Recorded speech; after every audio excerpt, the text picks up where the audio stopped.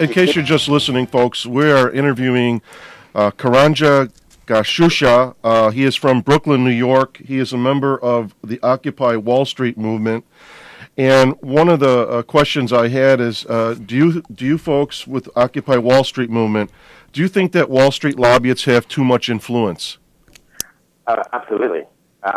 Lobbyists generally have too much influence over our political system, and that is, I think, that is absolutely key. That is the absolute issue, because what we have now is a government that is bought and paid for by corporations, doing the bidding of corporations at the expense of the rest of the population. So lobbyist power is really where it's centered. So, and the reason why we are going to corporations and to Wall Street specifically is because, I've heard many say that we should go to the White House or we should go to Capitol Hill.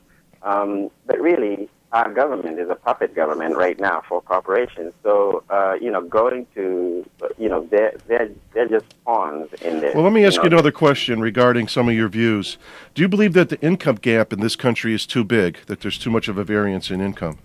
There is too much of a variance in income. Nick Kristof, in his article in the New York Times, it was on October 15th, it was published.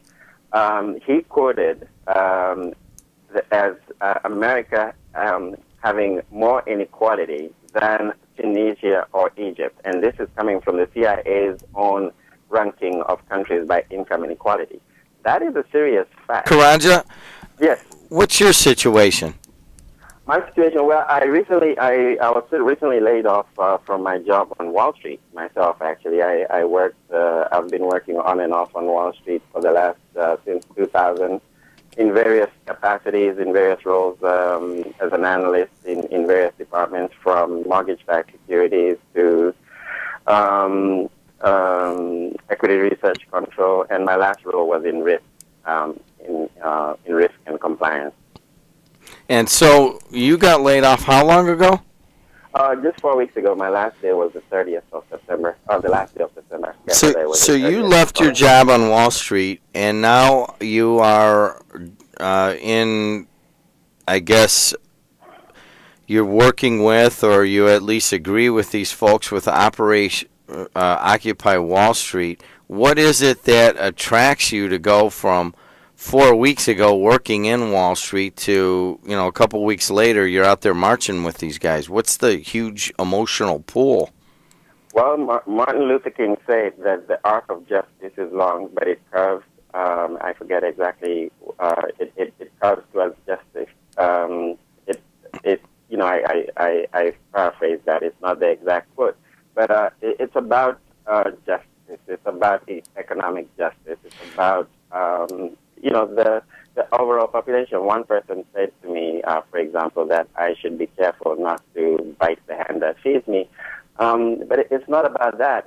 And I'm not here to, I'm not here as an inside sort of, I'm not here revealing secrets about theft that I saw. I'm here talking about a system that we would like to see changed.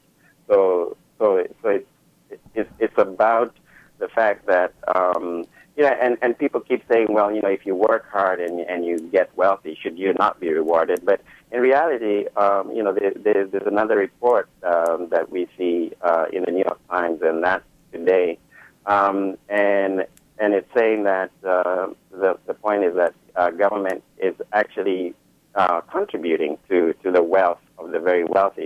We've done a lot of talking here, Karanja, on the air about Occupy Wall Street, Occupy Chicago, Occupy Indianapolis even, Occupy Oakland, all of these things. And it seems to strike a chord from folks like you that have fallen off of Wall Street and are now marching with them, and a lot of students in New York, and even a lot of union members and so forth.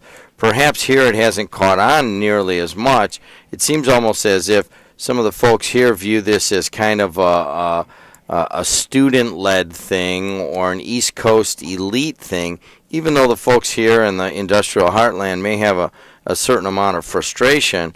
They're not really catching on with this Occupy Wall Street thing, at least here locally. What do you say to those folks? I said to them that the issues that we're talking about are their issues. We call ourselves the 99% because we really believe that the issues we're talking about, they are issues that should concern every single American. And people in Indiana absolutely are affected by this economy in very negative ways.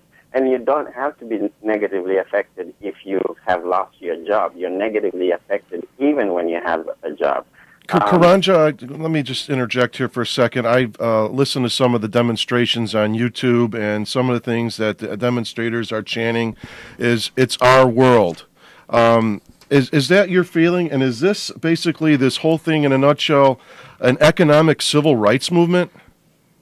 In a sense, it is a cry, as Nick Kristof called it. It's America's primal cry. For economic justice, absolutely, and and the other inequities that exist too. Well, let's talk about justice here for one second. Hold on a second. Go ahead. What were you saying there, Karanja? Finish that thought.